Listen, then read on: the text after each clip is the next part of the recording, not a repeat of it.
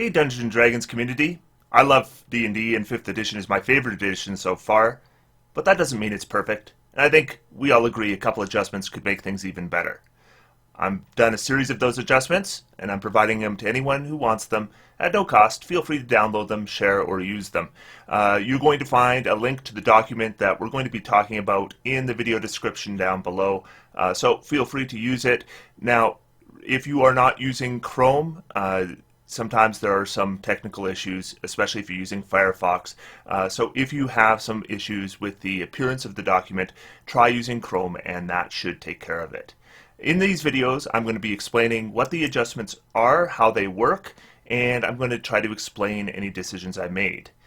So today I'm going to be going through my changes to the Paladin. Now, the Paladin is probably recognized as one of the classes that is probably designed better than most of the classes in D&D. So this is kind of an easy week for me because this is a class that didn't need any major revisions. Now, one thing I do find with Paladins is once we get to level 7 and we're getting all our auras, and then maybe we'll get level 8 and get our ability score increase, there's a lot of reason why we might want to multi-class out of Paladin, because after level 8, we're not getting a lot of big goodies with them, especially compared to what full spellcasters might get. So Paladins often end up multi-classing into Bard or into Sorcerer or sometimes into Warlock, just because there's not a lot of incentive for them to continue as a Paladin. So I did want to tweak things a little bit to make Paladins a little bit more exciting after 8th level.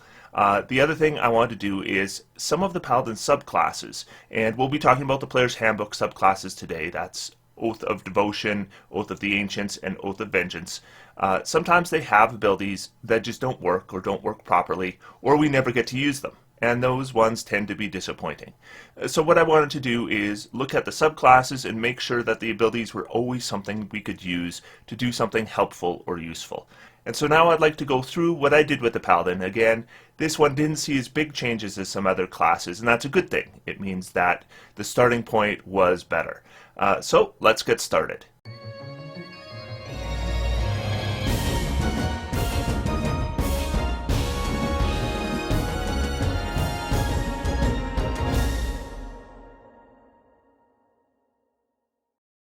So this is the Paladin, the Treantmonk Variant, and we're going to begin with the class chart, which is unchanged from the Player's Handbook. In fact, I'm just going to say right now, a lot of things are unchanged in the base Paladin.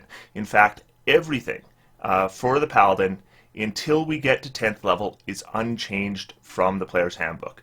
Getting the same hit points, proficiencies, Divine Smite's the same, Divine Health, our Sacred Oath at the same points, ability score improvements, extra attack, and Aura of Protection. The very first time we're going to have a change is with Aura of Courage. Aura of Courage occurs at 10th level, and it makes it so that our aura will also prevent creatures from being frightened within that aura. Now, the designers have been asked, so what happens if somebody's frightened and then you move so that they are now within your aura? What happens? And the designers aren't really clear on that. They talk a little bit about, I guess by raw, nothing happens. We kind of intended that it would remove the frightened condition, or at least suppress it while they're in there, but the rules don't specifically say that. So I decided I would just change Aura of Courage to do what it probably should have done all along. So starting at 10th level, you and friendly creatures within 10 feet of you can't be frightened while you are conscious, and that is the same as the Player's Handbook. But I've added, if a friendly creature that is frightened begins its turn within the aura, the frightened condition is removed. So if you have an ally who is frightened, you move up to them, that is going to give them the courage from your aura, and they will no longer be frightened. I considered a potential suppression effect, but I decided we would just go straight out removal. If you have a Paladin in your party, they are going to be able to take creatures that are frightened and give them a new resolve. The next one I changed is improved Divine Smite. So what I would find is that, of course, Divine Smite improves your damage, and we get that right at level 2, and then we get extra attack at level 5. And then we're not really getting very much until level 11. We have to wait quite a while before we get 1d8 additional damage on our attacks. I mean, we do get higher level spell slots, so we can do higher level smites, But if we multiclassed out of Paladin, we might even get better smite. So by the time we get improved Divine Smite, we've already paid a price for staying with Paladin rather than going to a full spellcasting class offensively. So I decided I'd boost it a little bit. So now instead of adding 1d8 radiant damage to our melee weapon attacks, it's going to add 2d8 radiant damage. So it's just a little bit more of a damage boost, so that if we stick with Paladin to level 11, we get a little bit of incentive to do so. Then we go to Cleansing Touch at 14th level. This is another one that I have revised. In the player's handbook, you can use an action to end a spell effect on yourself or on another creature, and you can do so a number of times equal to your charisma modifier. The issue is, sometimes when you are affected by a spell, you don't have the action to use. I mean, if you are hit with, say, a hold person spell, you can't use your action to end that spell effect. So I've improved it so that we can use it on ourselves more effectively. So beginning at 14th level, at the beginning of your turn, you can choose to end one spell on yourself. And that's not taking an action or a reaction or a bonus action, nothing. If you want to get rid of a spell at the beginning of your turn, you can get rid of one spell. And then, in addition, you can use your action to end one spell on a willing creature you touch. So you have the normal ability to use your action to end a spell on another creature, but now you don't need to use an action to end a spell on yourself anymore. And then, as before, at 18th level, our auras are going to increase to 30 feet. So those are the only changes I made to the base Paladin. Not a lot, just a little bit at the higher levels. And again, when we are in those higher levels, when we're not playing a full caster, we're going up against full casters. And the abilities that these non-full casters get can often seem a little bit underwhelming. I just wanted to make sure that they were a little more effective, a little more enticing for a Paladin who wants to stay single-classed. So now we're going to talk about our Sacred Oaths. These are all available at level 3, and we're going to begin with the Oath of Devotion, and this is the one that's probably the most stereotypical for a Paladin. If we look at Paladins in previous editions, what we see with Oath of Devotion is a very similar flavor. Now my issue with Oath of Devotion is quite often their abilities are kind of restricted in how they can be effective. Oath of Devotion is very effective against undead, very effective against fiends, but not so effective against aberrations or monstrosities or giants. So I wanted to smooth that out a bit so that you could take Oath of Devotion in a campaign that's not centered on fiends, that's not centered on undead, and you were still going to find it effective. So the tenets of our devotion are unchanged. Our Oath of Devotion spells also unchanged. The first thing I've changed is Channel Divinity. And this one here I had a separate issue with. I find with an Oath of Devotion, you can turn the Unholy, that's your ability to turn undead and fiends, which is really good against undead and fiends, but again, if you're not fighting those creatures, you're not going to use that ability. So then you really can only use the Sacred Weapon ability. The issue with the Sacred Weapon ability is it took an action to bring up in the first place, so it often wasn't worth bringing up. So then what you would end up with is a situation where you couldn't use your Channel Divinity at all, and that kind of sucks. So what I wanted to do is make Sacred Weapon a little bit easier to use, but because it's a little bit easier to use, I needed to reduce the effect a little bit, because if you're adding your Charisma modifier to attack rolls, and you're adding that to a Great Weapon Master, we don't want it to be too easy then to activate, because then that is just going to be a little too good for that kind of Paladin. So what I did with Sacred Weapon is now, as a bonus action, you can imbue your weapon you're holding with positive energy and your Channel Divinity. And then for 1 minute, you add your Charisma modifier to damage rolls made with the weapon. So there's two changes. First, instead of an action, it's a bonus action. And instead of adding to hit rolls, it's adding to damage rolls. This is going to give the same benefit to somebody who's using a sword and shield as is using a two-handed weapon. So this smooths it out. It makes it so that the sword and board style Paladin is getting the same benefit that the Greater Weapon Master is.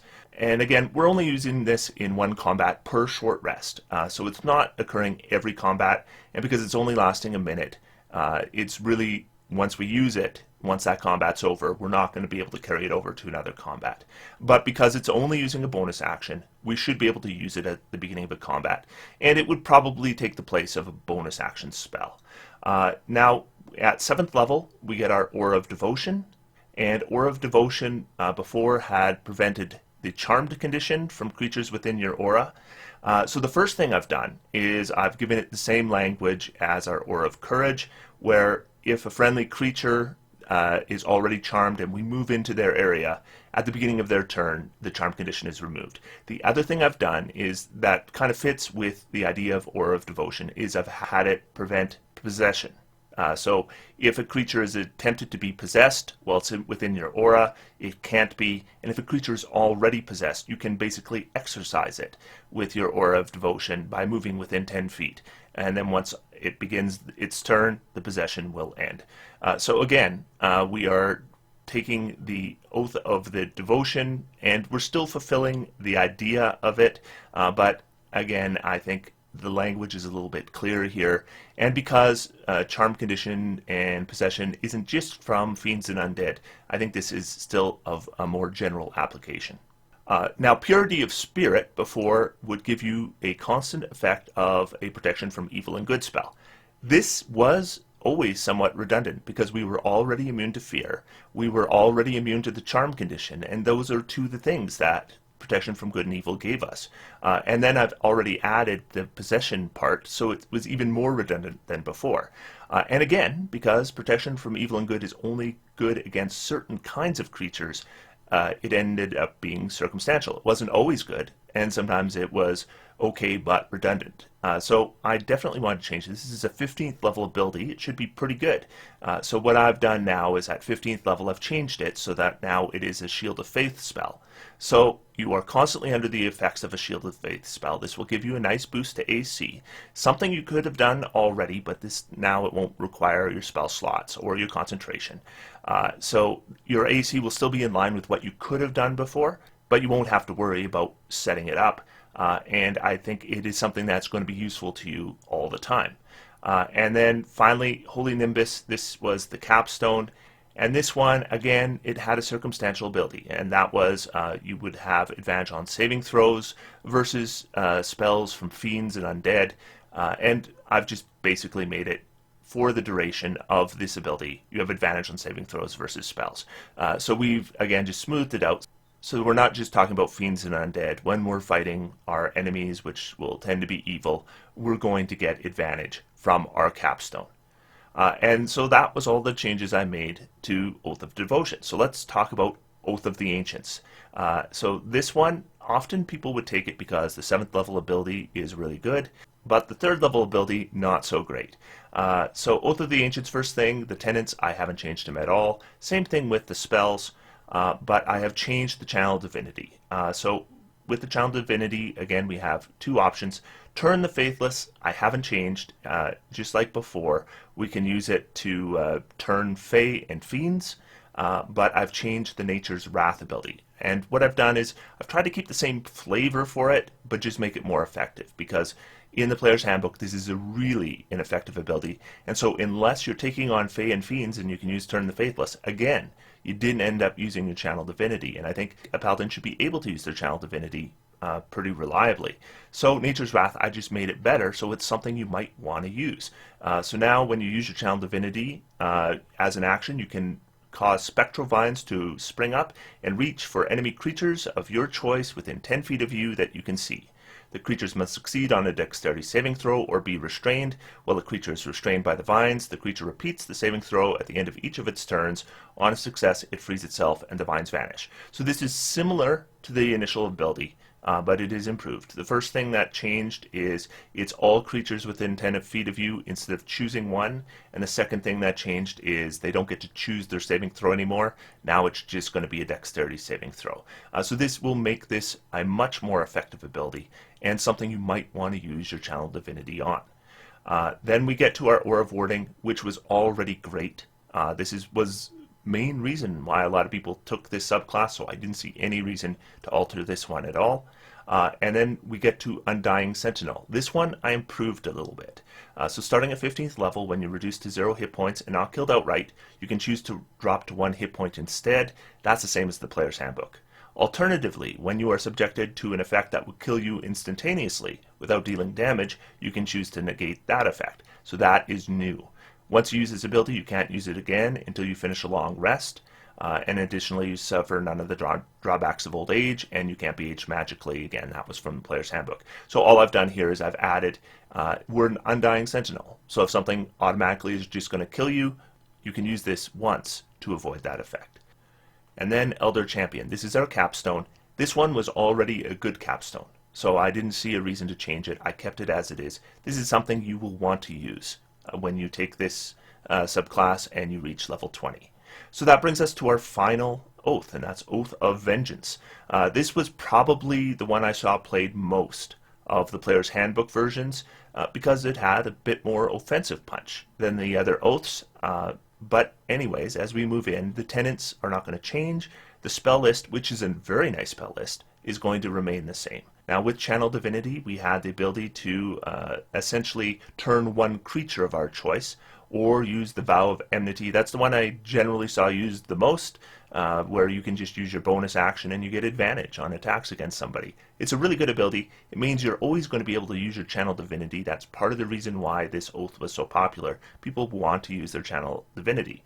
So this wasn't a problem. So I just kept it as it is, and so now all the oaths should be able to use their Channel Divinity pretty reliably. At level 7, instead of getting a change to our aura or an enhancement to our aura like other oaths do, the Vengeance Paladin gets Relentless Avenger, which I generally found people weren't overly excited by. So again, I wanted to change it a little bit. So what it did before is if somebody provoked an attack of opportunity from you, you could move half your movement if you hit them with an opportunity attack, and that wouldn't provoke attacks of opportunity. And that's all it did. And I didn't think that really fit the flavor. The whole idea is if somebody runs away from you, you punish them. But we're not really doing that. We could potentially move in their way, but then they could just move around us again. We don't have a reaction to take another opportunity attack. So I'm not really feeling that one, and a lot of people didn't. So I have improved it. So now at 7th level, your supernatural focus helps you close off a foe's retreat. When you hit with an opportunity attack against a hostile creature that moved out of your reach, you can move up to half your speed immediately after the attack and make an additional melee weapon attack against that creature if it is within your reach as part of the same reaction. So a creature moves away from you, provokes an attack of opportunity, you make that opportunity attack and you hit them. Then once they move away, then you can move again as part of the same reaction, and as long as you can close the distance with them, you can hit them again. So that's the Relentless Avenger. Anyone who runs away from you gets punished.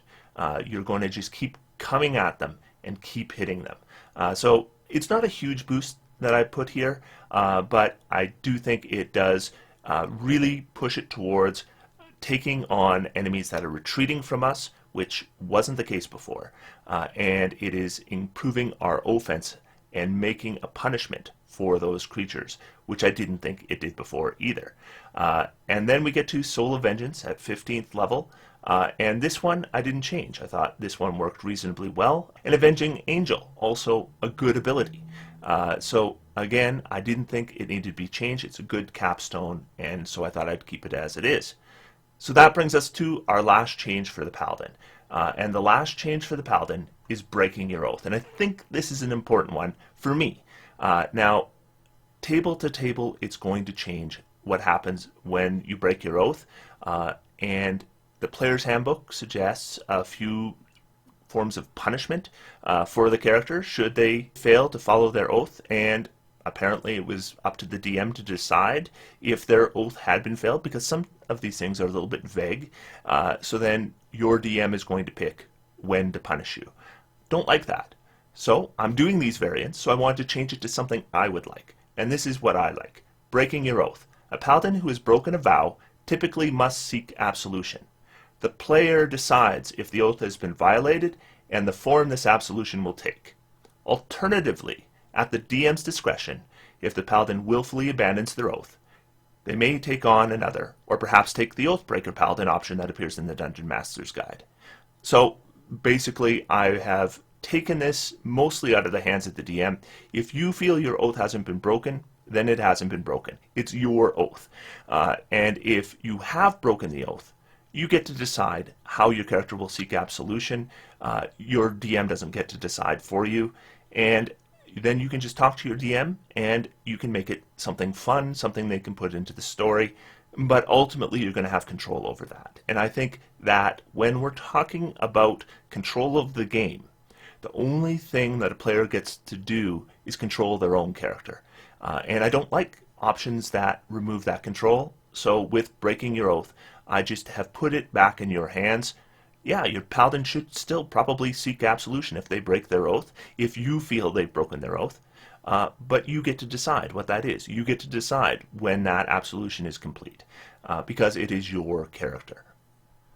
So that is the Paladin. That's the whole thing. So again, not as nearly as many changes as we've made to any class up to now. We didn't make a whole lot of changes for the fighter either. But the Paladin, I thought, was a well-designed class. Just some tweaks here and there. I want Paladins to be able to always be able to use their abilities. If you've got a Channel Divinity, you should always be able to use your Channel Divinity. So I wanted to create options there to make sure you could.